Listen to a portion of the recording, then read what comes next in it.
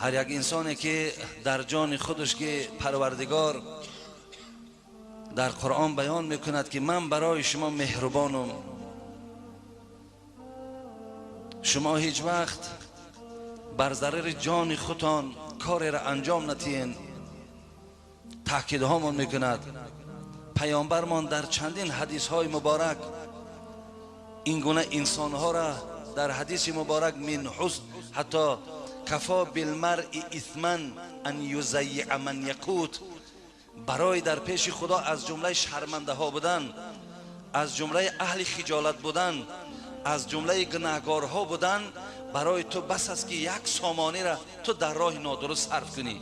پیامبر میگه یک سامانی، آیا ناز خریدن و سیگارت کشیدن، آیا این پول در راه نادرست نمی رود؟ برای نادرست صرف کردن تو در پیشگاه خداوند عالی گناهکاری.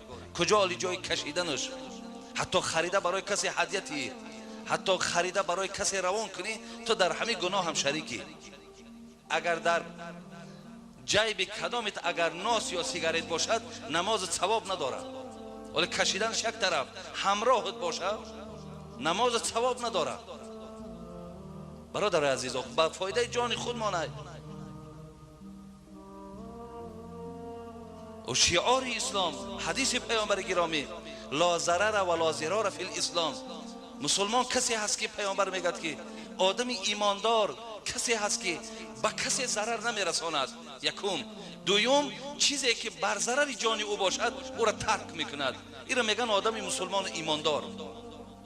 اوخی هم در اقتصادت، هم در اقتصاد، هم در پول، هم در درآمد ضرر دارد، هم در بدن ضرر دارد. بین دو طرف ضرر میرساند. ضرر دیگرش همین است که در خاندانت بچت نبیرات همه ناسکش و سیگارت کش میشوند. بچه ها را پول میتین رو برای من ناس بخر، بچه ها را پول میتین رو برای من سیگارت بخر. اختو را در کجا دلالت داری؟ یا در پیش فرزند ناس میکشی؟ بسیاری از شراب نوش ها را من بدانم که بچه هاشون شراب نوشن به خاطر اون که پدرهاشون همین کارا که عادت کردن. فرزند فکر میکند این پدر من خیلی با عقل است. در تربیت خانه هم زلال دارد. برای این برادرای عزیز و گرامی به کسی سخت نرسد. ناسکش بسیار بتمیز می شود. بعد